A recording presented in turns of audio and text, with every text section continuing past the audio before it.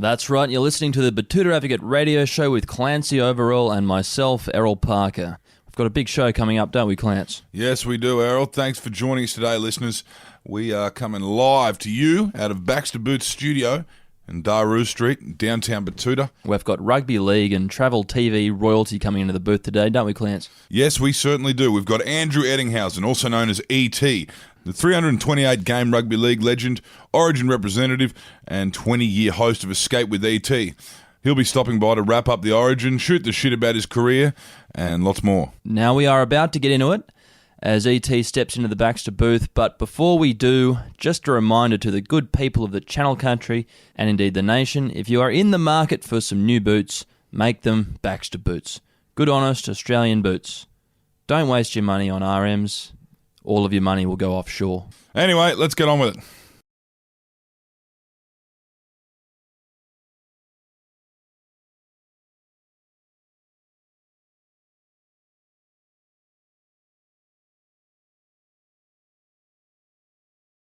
Today we are sitting with a triple threat.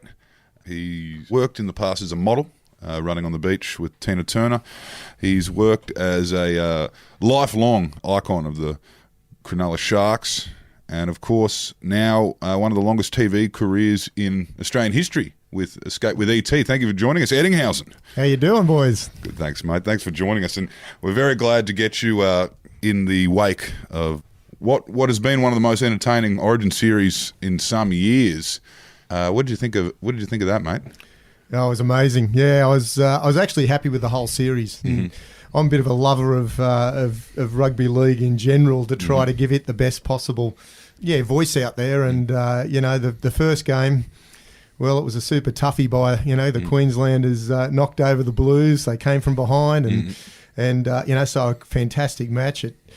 Then over to Perth, and it was a bit of a touch-up over there. The Blues came back, and in front of a huge Western Australia Perth crowd, that was unreal. So, there was 30-odd points scored, but you want to see everybody enjoying the tries, and that great part of the game that we can sort of celebrate. And then this third one was an absolute cracker. That second half was true state of origin. Yeah. It was 8-8 at half time, and then, oh my God, you just didn't flip of a coin who was going to win. It was just so exciting. Now, with that Perth match, Game 2 was sold out.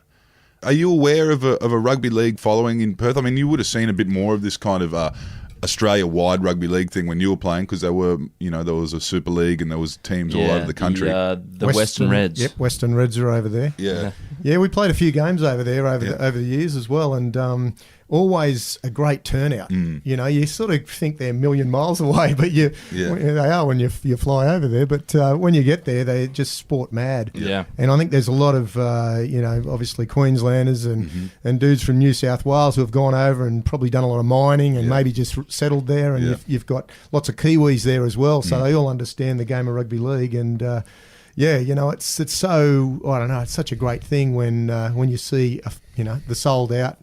A full house, and to see a game that's free flowing and lots of tries, so they could really sit back in the pouring rain too. Oh, in the pouring rain, they turned out. It was incredible. The funny thing is, it's like an AFL. It's a cricket ground. Yeah. Yep.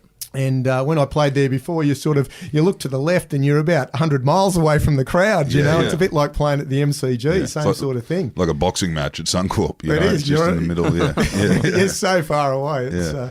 It's crazy, but they're just incredible supporters over there, and really have a love for all sport, I think. So they're a bit like going down to Melbourne. Melbourne's the home of sport. Yeah. Basically, it doesn't matter what it is. If you put it on an oval down there, they'll turn out in big numbers. The same thing over there, and it was great to see. You got to see rugby league as it became no longer just the New South Wales rugby league competition. It expanded, and now I guess it's safe to say, after a Cowboys premiership and countless Broncos premierships, it's and a now Sharks one too, and a Sharks one as well. Oh, don't miss that one. But the game is like the code NRL and what's come to be is now successfully spread across 2 states. Where would you say, if they were to have another crack, where would the next team be? Would you say they need another one in Queensland, or would you say maybe push the boat out a bit further?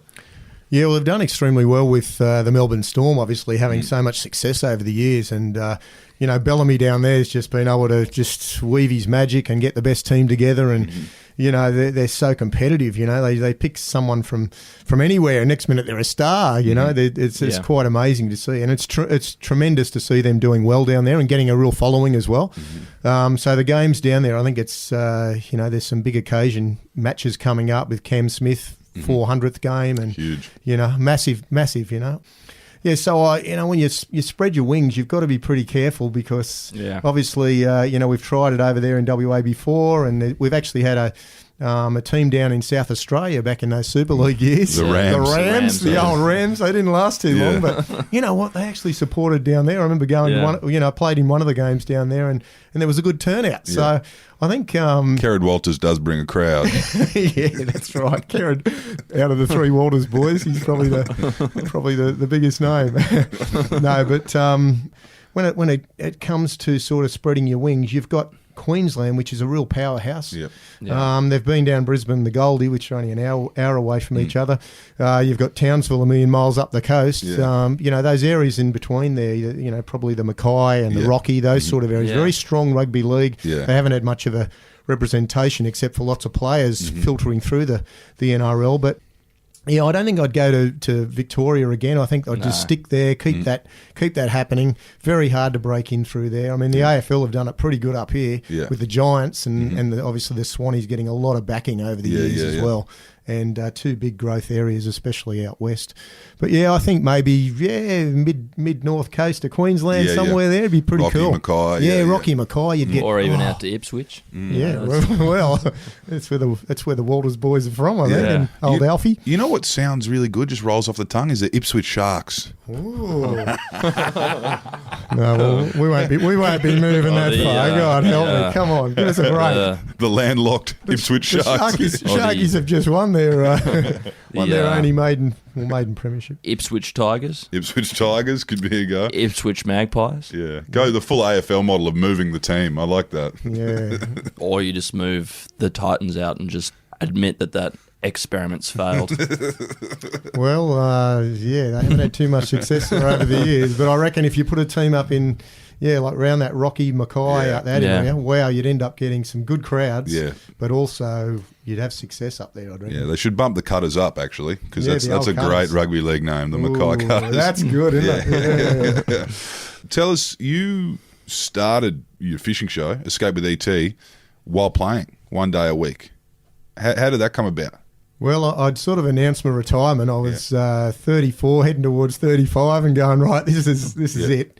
Time to move on at the end of the year. And I thought, wow, what am I going to do? I'd had experience in with the three networks, actually, Channel 7, 9 and 10, doing different bits. I did a bit for the Great Outdoors, an old outdoor show, and I'd done some stuff with Channel 9. So I liked the television industry. I knew it would be something that would, I'd like to sort of follow a path in, but... I remember doing some stuff, and you basically, with the networks, you're told where to go and where you've got to go over here for 3 months and do this, or 2 months there. So Getaway and those sort of shows, those outdoor lifestyle shows, they take a hell of a lot of time, a lot of time away as well. And I remember going on a trip up to the Northern Territory with Tony Lockett, the great AFL player, and I was on with Rexy Hunt. Now, Rex Hunt had this show, it's the first of the fishing shows, and he took myself and Plugger away, and we had the best week up there. It was insane, we were catching fish and, swimming in the pool. And I remember at the end of one of the days up there, Rexy looked over, and we'd had a great day out on the water, and he said, well, E.T., how do you like my office? I went, mate, this is what I want to do, And so I sort of worked pretty hard to get a little production company up in that last year, and I put that many proposals out to all the different networks, and in the end, Foxtel had just come on board, and Fox 8 said, "Oh yeah, we'll give you a run if you want to put something together." So I had Wednesdays off training, fly out Tuesday night, film all day Wednesday, and had to be back for 10 a.m. training session on Thursday morning. So I only had the 1 day, and I just lucked it. I ended up with 22 shows that year. Wow. Yeah, Foxtel took it, and at the end of the year, when I did retire, Channel 9 took it on and had it for 8 or 9 years, and then we moved to Channel 10. So you that was all on you. That was no management involved. You just said no. That was just my gig. That one, I sort of wanted to do something, and with success in life, you have to enjoy what you're doing. Yeah. And if you're getting trooped all over the place, I just thought, I want to be in control of what I'm doing. So, in the end, it was just no management. It was pretty much me putting my hand up saying, this is where I want to go. And, still doing it 20 years later. So they weren't prepared to take 23 episodes of you just going up and down the Cooks River, just trawling for kingfish. Exactly, yeah. No, well, I've done a bit of that over the years anyway. You had to do a bit of flying, though? Sometimes we had to fly out. I didn't go anywhere further than Queensland or Melbourne. So I got some bits and pieces done. But since then, been travelling all over the Pacific and... I spend a hell of a lot of time up in Queensland because the weather's good and the fishing's great as well. But all the way around the countries, I'm pretty lucky. Rivers, inland, and we've got the beautiful coast of Australia and so many remote places from cold old Tassie. You've got trout and things down there up to Barramundi and all that good stuff up in the top end. Now, Rex Hunt, a lot of Queenslanders particularly don't realise, and a lot of New South Wales viewers wouldn't realise that Rex came from a career in football as well, AFL. That really was, he kind of paved the way in that regard. And that's pretty interesting for a 34-year-old guy who's played football his whole career to get a production company organised in between training sessions. Well, that's how it was pretty much. It was sort of like, okay, what am I going to do? You're a long time retired. Yeah. And but Rex had just laid that platform. He'd been going for a couple of years and he'd had enormous success. I think he started on at like 11 p.m. at night. Nobody was thinking about a fishing show, and then everybody and his dog was watching it. So he got moved to a 5:30 slot. Yeah, I was on it on Channel 9 at the years going by. On Channel 9 at 5:30, he was on Channel 7 at 5:30, and he'd ring me up afterwards, and he'd go, "Oh, E.T., that was a great show, mate. Loved it." I was like, "Sure." So we had a good rapport. Actually, it was, it's nice sort of to work with a guy in the same sort of, almost the same job, but having that respect was nice. And he'd played a lot. I think he played 300 games. AFL. Yeah. So he was, and a lot of people don't know too much about that. Same with Sam Kekovich. Everyone just thinks he's from the Lamb ad. Exactly. That dude who does the lamb stuff. He looks he looks a tough dude. I guess you could say Rex Hunt unwittingly created a competitor in the space when he took you out on the boat in Darwin. Absolutely, he did. Yeah. It wasn't sort of, but it was a supportive thing. I remember when he had, This Is Your Life, and they did a big night for him. Yeah. And I went down to Melbourne and appeared at that as well. So it was sort of, there was never any love lost between the two of us. It was just support, and it was great to see that fishing was sort of getting a bit of airing out there. So it was cool. Where's the best fishing in Australia? Yeah, well, on the way to here this morning, I was thinking about all the times that I've been for a fish in Victoria, and you never catch anything in Melbourne, ever. You have to go at the right time of the year down there. It's really like, you have to... November's the month for snapper, so if you want to catch snapper, you've got to be there in November. It's pretty much like that. On the fringes of those, October and December, you're still going to catch some, but November's the real key month for snapper down in Port Phillip Bay. So when's the best time? Because now that we're in the colder months now and there's not much on, where do you go to catch fish now if you can't afford to go up to the top end?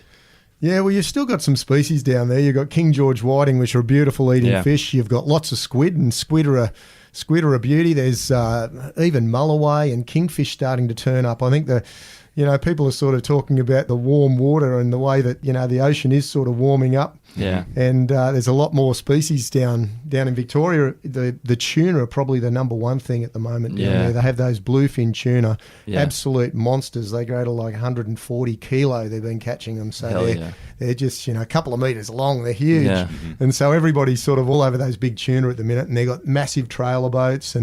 But if you look for the new year, like, if you're sort of February, March, you've got guys from Victoria travelling to the bottom end of New South Wales to that Bermagui and Eden and all those areas and chasing billfish. And you can turn up there on a Wednesday, honestly, no school holidays, and there'll be 200 boats down there, all Victorians who are just out there catching marlin and having an absolute good old time. So it's changed a lot down there, and so there's still some good options.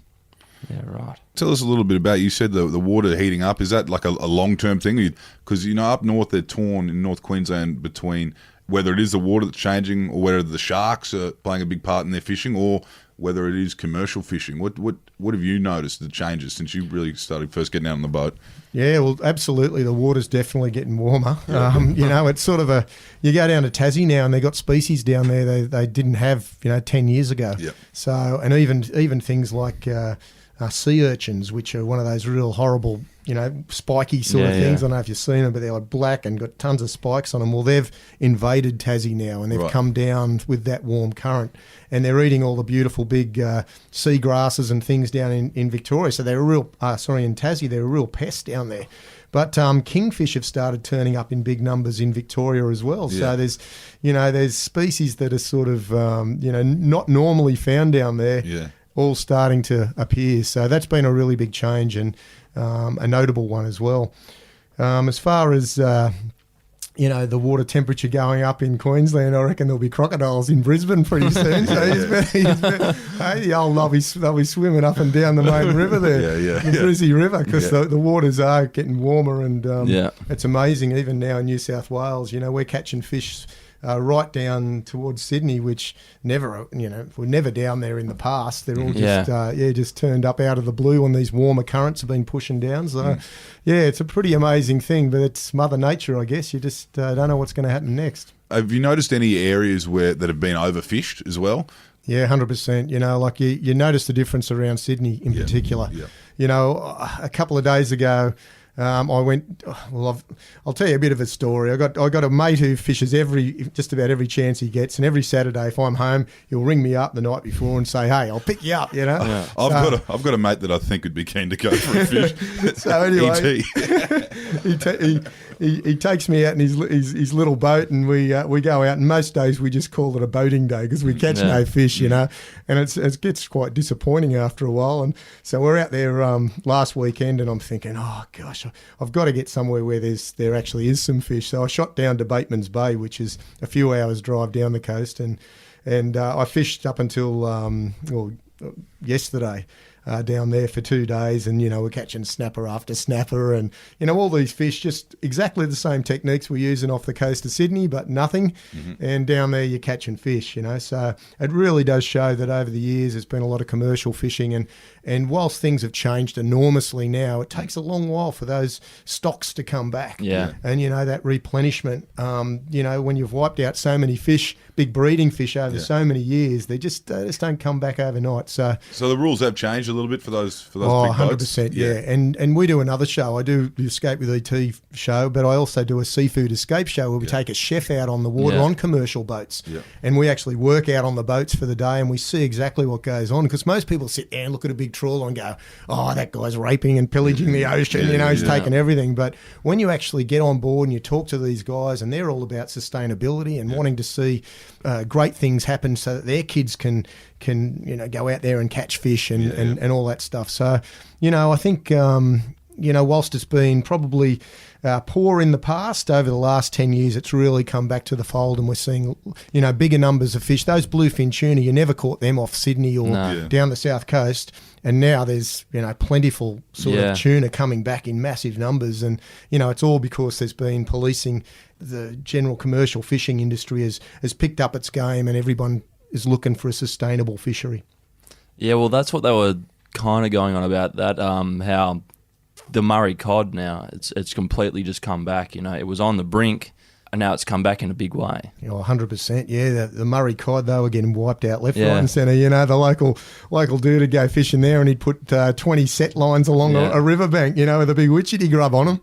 And, you'd virtually catch every one of those big fish, and they'd string them up. And, the photos of, a big long piece of rope with about 30 fish all hanging off it of the past, that was sort of what it was. But these days, there's so much catch and release as well. People are doing it just to, look after the species. They catch one, they'll bring it up, get a photo, and slip him back in the water, and it's that sort of stuff's amazing. And it was Rex Hunt who virtually initiated all that. He kissed the fish and sent them back over, which was amazing. I think a few people might have come unstuck when they were fishing. They were kissing those big toothy fish and might had a bit of a nibble. But it was just a great thing, and it got the younger generation who are watching the shows sort of in the gear of, hey, this isn't a bad thing. Let's keep one for a feed and let the other 5 go. Yeah, you saw in the 90s, you'd see rulers coming out. You know what I mean? That was never a thing. Yeah. That was never a thing. Kids carrying some and a brag mat. That's too. it, the brag mats, exactly. Saying, oh, well, this is how big my fish was, and wow, look at him swim away. Yeah. Like early on in the piece when I started doing that, you'd get sort of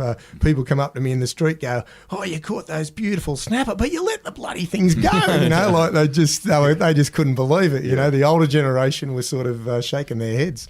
So when was the last time you paid for a rod? I mean, like, obviously now that you've got the biggest kind of show of its type in the country, obviously you'd have people that were just trying to give you stuff all the time. Oh, here are some lures. Here's some new braid. Here's some new leader. Yeah, but they don't give you anything for nothing. The funny thing is you're always working for it. So you're obliged to then go and talk about the products and use those rods, or it could be a boat or a car or whatever it happens to be. But generally they're the commercial deals. And people sort of think that you go on television and the television station pays you to have that show on. But what's happened the last 10 years, basically, you go on to get a time slot. You actually have to pay for that time slot. And every, if you're on at 4 o'clock in an afternoon on a Saturday, you might be paying, $6,000 an episode. Yeah. And so you've actually got to, where are you getting that money from? You've actually got to come up with all that before you even start. So before you turn the camera on, you've got to come up with, $100,000 or 150 grand or whatever it happens to be. So, you've got to have those sponsors, and it's an unfortunate part of it. You want to have, you want to be able to just do a fishing show, but in the end, you sort of end up having to spruik about a whole pile of different companies. But then they get you in for the MC, the AGM, and then they've got you locked in. Got you locked in there. You're a fishing influencer. Yeah, that's true. Now, tell us, did you grow up in the Shire? Yeah, grew up in the Shire, so all my childhood basically in the Shire. With the fishing side, my grandparents had a little tidal waterfront on the central coast of New South Wales, so that's where I spent all my school holidays. Right. And on my dad's side, he was from down in Kangaroo Valley, which is sort of all dairy farms and stuff down the south coast, so another great spot to grow up, So I spent my time between fishing up there and down on the farms chasing rabbits. So real cool. And then obviously the Shire is a rugby league and fishing, really. Yeah, well, fishing and footy, they were the two things for me. And football was sort of, rugby league was, the game that I got put in as a 6-year-old, and it was just lucky to play with a whole bunch of mates all the way through school, and they're all the guys I went to school with, which was great. So they're all my close mates still today. So what was your experiences with, going back to the footy for a second there, the Super League? You were in on that early on, or the Sharks were anyway.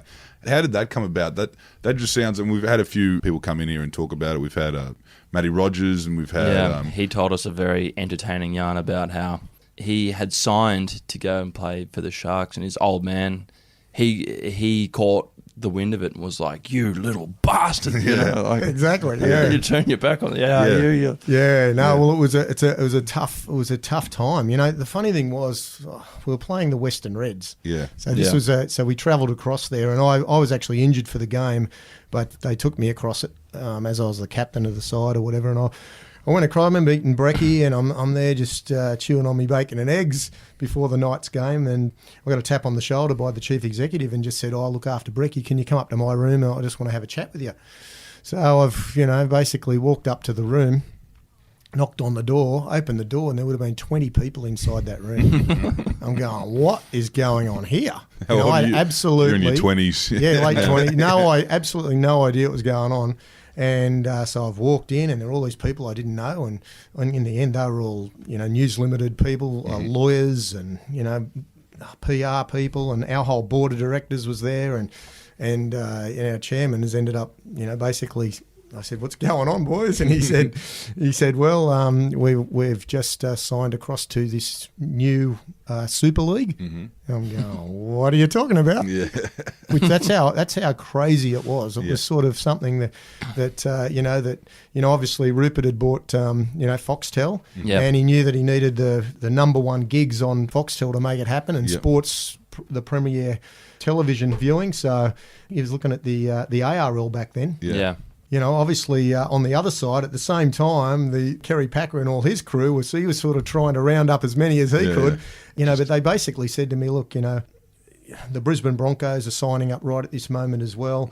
The Canberra Raiders, and basically between the Canberra Raiders and the Brisbane Broncos, they were the two state of origin teams, you know. So you had Alfie and, you know, Renouf and all the boys up there for Queensland, and then for New South Wales, you had, you know, Laurie Daly and Ricky Stewart and the whole gamut of players from Canberra. So they said, look, you can ring those boys up if you like and have a chat, and they'll be telling you exactly the same thing. They've all coming across to this new competition. And for our club, it was sort of, we were about 14 million in debt, the Sharkies. You know, we were in not a very good position. And so it ended up being, the deal wiped the debt instantly. So it kept the Sharks alive, really. And, you know, I'd played for the Sharks for probably about 15 years at that stage, or maybe 13 years at that stage, and it was, you know, I was only ever dreaming of playing at the Sharks all the way through my whole life, so there was no way I was going to go to another club. And yet playing Adelaide. I know, so I'm down there going, oh my God, okay, well, and so I ended up finding out all the nitty gritty about it all, and you know, it was a pretty tough decision. We finished the game against the Reds. We got bussed back to a big hotel, and then I had to sort of address the players and tell them that, hey, look, I'm going this way because I want to stay with the Cronulla Sharks, and this is the club that but you guys have got to make your own decisions up. And you'd had the day to think about it. I'd had the day to think about it, and these guys had zero time to think of it. They wanted to sign them up that night. So it was sort of like without talking to anybody. I'm kind of going, hang on, this can't be, they can't be binding anyway, you know, like, but, you know, the dollars went from, you know, guys on 80 grand to guys on 240 grand. Sort of going, hang on, you know, they bring up Darling and going, I think we might swap over. So it all happened in a bit of a... Excuse me, E.T., can you pass me that pen? The worst thing was, you know, I'd come back after the boys were able to talk to their partners, and their wives and girlfriends just said, oh, just do whatever E.T. does. Now, that is my worst nightmare, you know. I was sort of going, no, I don't want you don't want you to make your own decisions because this is the reason why I'm making my decision. But anyway, it was it changed the whole game. You know, a lot of people talk about it negatively, but realistically it became a professional sport after that. And we had things like superannuation, and, you know, there was there was so many, you know, support network put in place, and you know, both codes battled against each other only for a couple of years before Kerry Packer bought into Foxtel, and you know, they one big happy family. You know, I think they spent $500 million or something on the war, but you know, crazy sort of money. The players got plenty, so they were all happy, and I think I signed a 5-year contract, so I was pretty happy as well. Yeah, Rogers, he did say that. He said he pulled in and he said another interesting aspect was the club had put on all the grog. So they're sitting there with these trays of Coronas and whatever. It's like, hey, guys, you got 10 minutes to figure this out.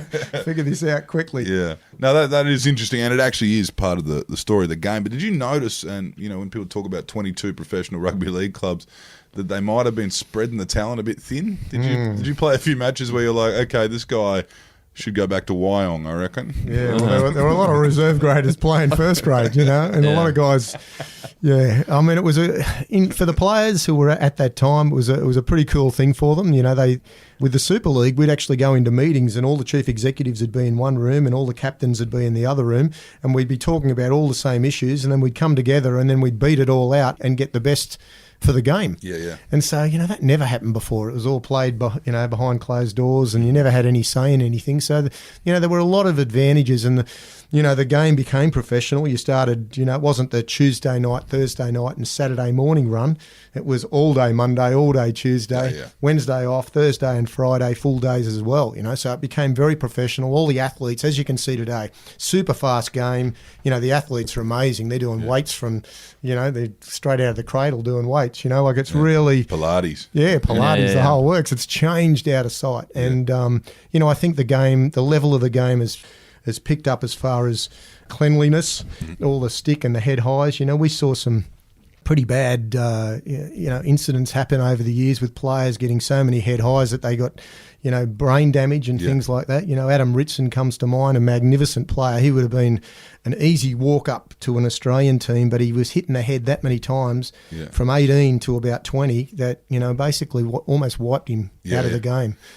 So fortunately we don't see that anymore. We see a hard, tough game, and we loved the Origin that second half. Everyone was into it, and they were bashing each other. But it was nice to see the referees give them a little bit of leeway as well. Yeah, you were part of the Cronulla Sharks' puberty when they really became a full-blown rugby league franchise. Yeah, how was it to see them finally get that premiership? Because you were on the sideline, we saw you there. Oh yeah, it was. It had been such an amazing year. I think they won like 16 or 17 games in a row. Like, they had a fabulous team.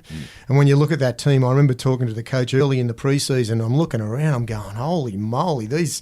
You got the top cattle here. There wasn't anybody who was going to be, under an 8 rating player. They were all top line players. So I felt they had a really good chance, and I just sort of was. I went to a lot of games that year. I was there in the dressing room, had lots of chats with the players, and it was a real together feeling. But they just knew they were going to, they were going to perform. And when it came down to the big occasion, I was sitting there on the sideline. I got a call that week, which was amazing, and they just said, "Would I like to present the medals to the winning team out on the field after the game?" And I just went, oh my God, like that's what a great honour that is, like normally you'd be sitting, 20 rows back up in the breaches and watching the game from there. But I was going to be up there, and maybe the Sharks were going to win, which I felt they were pretty confident. And so it was just an incredible thing standing on the sideline just before the end of the game. And I'm going, oh no, Melbourne are just about to score, and they just, that one guy, I can't remember who it was, just all he had to do was throw the ball to the left, and he was, the Sharks had lost another grand final. And somehow he went to the ground and stadium went quiet. I don't think they could believe it themselves. Every Sharky fan there, I reckon there were 90,000 Shark supporters there, and there wasn't a boo. And then everyone's looking up, and they realised the Sharks had actually won the grand final. It was like, it was incredible. You can turn the porch light off. You can turn the porch light off, and it was just a great occasion. And I went out on the field and congratulated him. Big Gal turned around and he saw me and come running over, and we'd spent a lot of time over the years, talking about the reason why you played for the club, and that's why I played for so long. You wanted to win a competition with the Sharks. You go to another club 3/4 way through your career and you win a comp. Okay, well, that's great, but it just doesn't feel the same.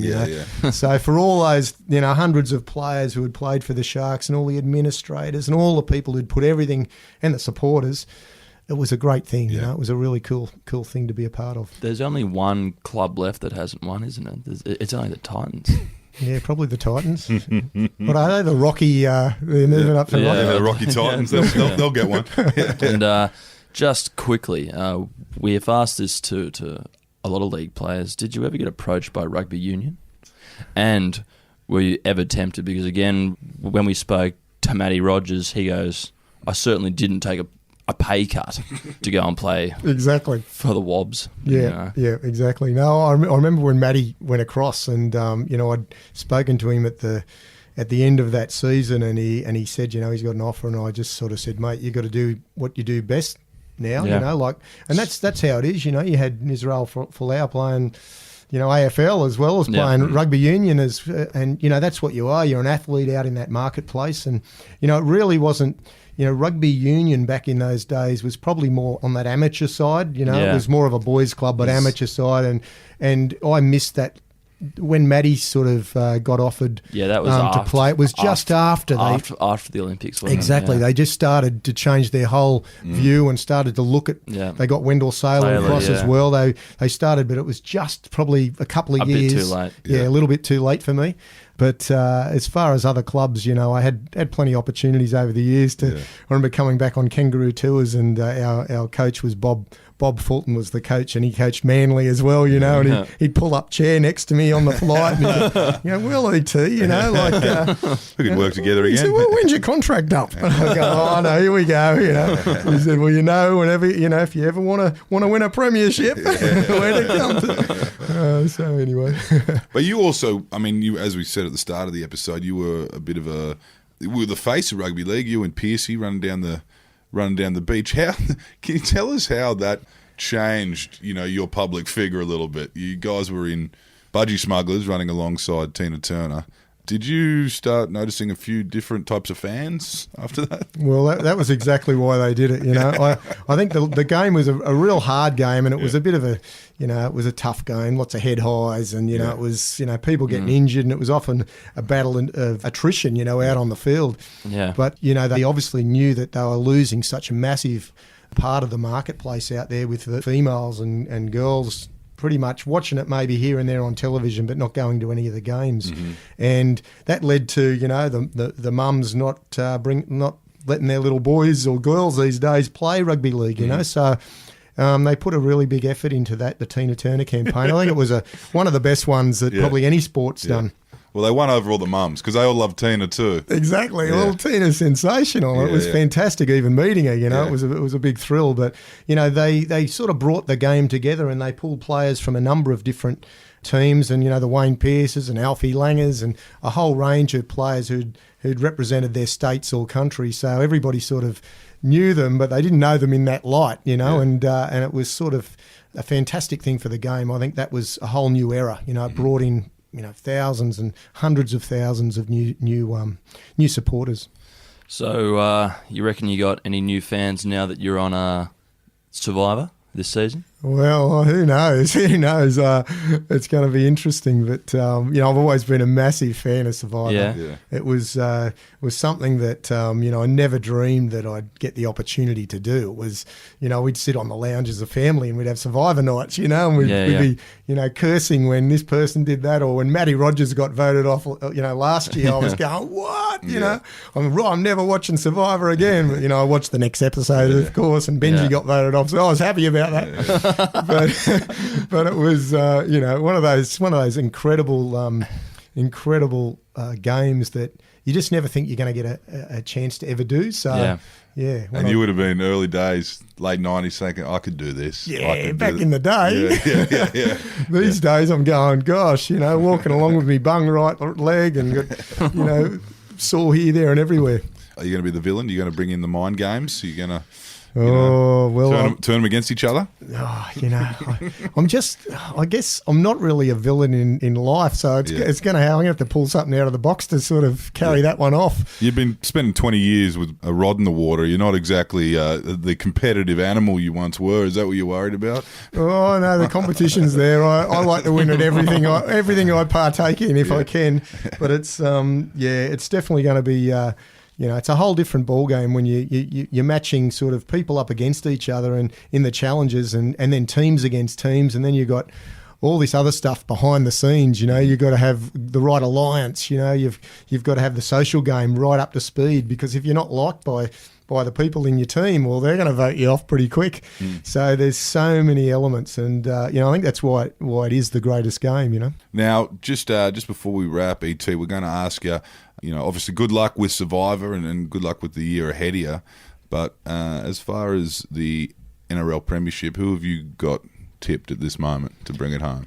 Ooh, she's a tough one. We've got some newcomers this year, like the Newcastle have been up there as well. The Raiders have actually turned their fortunes around and doing okay at times. Yeah. It's still, it comes down to those teams who, generally the best defensive teams win the competition. It's not even the best attacking teams. It's all based on defence. And when you look at the table at the moment, you'll probably find Melbourne way ahead up on top, and they're going to be the ones who are going to be, whoever beats Melbourne will win the comp, because otherwise Melbourne will win it. Yeah. The Roosters have got a fantastic team. When you look at some of the players that are Roland Tedesco, like what a player he is. Yeah. He is just... Especially after last night. Oh, yeah, that's exactly it. But, you talk about Billy Slaters, Tedesco's right up in that sort of, he can do things, magical things out of nothing. Yeah. So, and they've got a really strong team. Latrell, when he gets back into his best, Cordner, they're just, if you go right through their team, they've got a cracking team as well. The Rabbitohs are even up there this year, you know, and they're third, aren't they? yeah, they're going okay as well. And whilst I don't feel they're probably as consistent as the Roosters and the Storm, they'll give it a bit of a tilt as well. Yeah, I think they've got that X factor. Yeah, magic that happens. you need. You got to have X factor to beat Melbourne on the day. Yeah, 100%. You got to have that X factor. If you've got that, well, then you've got a real chance. I think that's why the Sharkies won back in 2016. Exactly. They had that X factor. You know, you had these dudes who could do something out of nothing. You got Fafita, the meter eater. Exactly, that's right. He wouldn't be fun tackling. You'd want him on your side, wouldn't you? No way. Every day of the week. Now, well, ET, we wish you all the best of luck. Hopefully you bring the X factor to Survivor, and the tribe will speak, and hopefully you're the final man standing. Well, that'd be awesome. That's my goal anyway. Thanks for joining us, mate. Thanks. Great, guys. Thank you very much, ET. Great wrap. Looking forward to seeing you on Australian Survivor. Hope you do well. Hope you continue to catch more fish. We look forward to seeing that Batuta Advocate Fishing Club hat on Escape with ET sometime soon. Thanks for joining us, mate, and thank you for listening, listeners. My name's Clancy Overall. You be kind to each other. And my name is Errol Parker. Don't talk to the cops and stay out of the pokies.